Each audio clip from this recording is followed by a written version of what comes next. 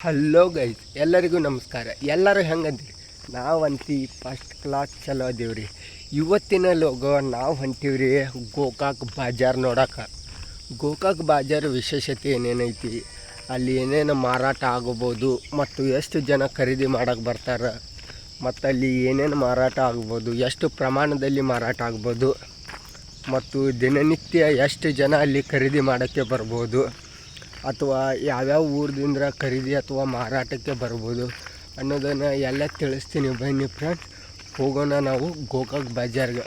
ಗೋಕಾಕ್ ಬಜಾರ್ ವಿಶೇಷತೆ ಏನೇನೈತೆ ಅಂತ ನಾನು ನಿಮಗೆ ಈ ವಿಡಿಯೋದಾಗ ತೋರ್ಸಕ್ಕೆ ಹೊಂಟೀನಿ. ಬನ್ನಿ ಫ್ರೆಂಡ್ಸ್, ಗೋಕಾಕ್ ಬಜಾರ್ ಯಾವ್ಯಾವ ರೀತಿ ಐತೆ ಅಂತ ನೋಡೋಣ. ಅಂತೂ ಇಂತೂ ನಾವು ಹೊಂಟೂರಿ ಈಗ ಗೋಕಾಕ್ ಬಜಾರ್ ನೋಡೋಕೆ.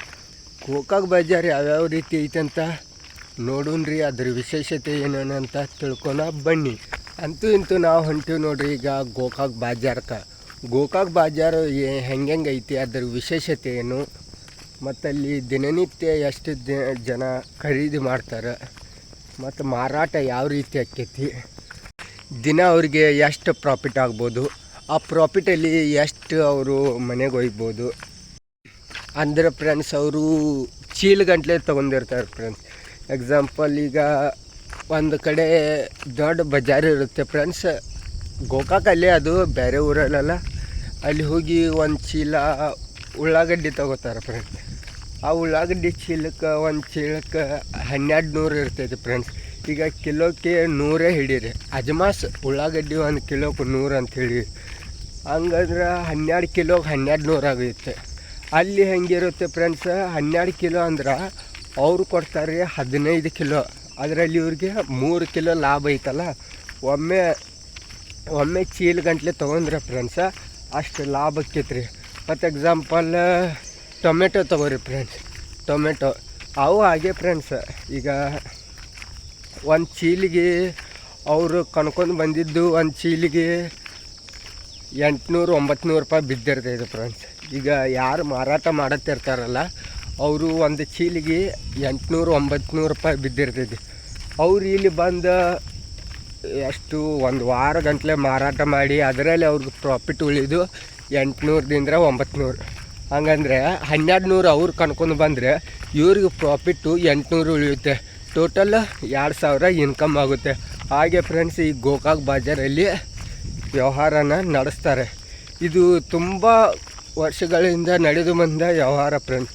ನಮ್ಮ ಅಜ್ಜ ಮುತ್ತಜ್ಜ ಸಣ್ಣವ್ರು ಇದ್ದಾಗ ಅವಾಗಿಂದ್ರೆ ಗೋಕಾಕಲ್ಲಿ ಇದೊಂದು ಬಾಜಾರ್ ಸ್ಟಾರ್ಟ್ ಆಗೈತೆ ಫ್ರೆಂಡ್ಸ್.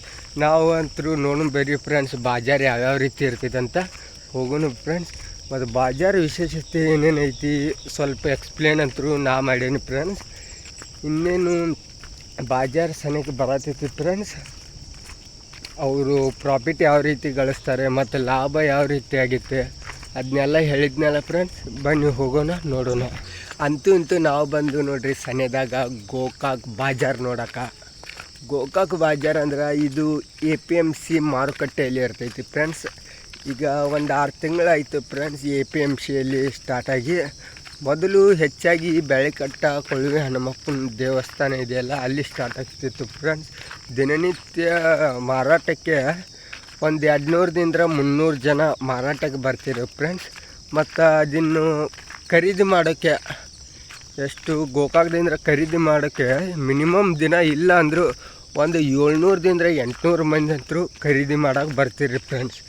ಹಂಗೆ ಗೋಕಾಕ್ ವಿಶೇಷತೆ ಫುಲ್ ಅಂದ್ರೆ ಫ್ರೆಂಡ್ಸ, ಆ ಬಾಜಾರ್ ವಿಶೇಷತೆ ಅಂದ್ರೆ ಆ ರೀತಿ ಇದ್ರೆ ಸಾಕ್ರಿ ಫ್ರೆಂಡ್ಸ್. ಸಂತೆ ಮಾಡಬೇಕಂತ ಗೋಕಾಕ್ ಬಜಾರ್ಗೆ ಹೋಗ್ತಾರೆ. ಅದಕ್ಕಾಗಿ ಗೋಕಾಕ್ ಬಜಾರ್ದು ವಿಶೇಷತೆ ನಾನು ನಿಮ್ಗೆ ತಿಳಿಸಾಕೊಂತೀನಿ.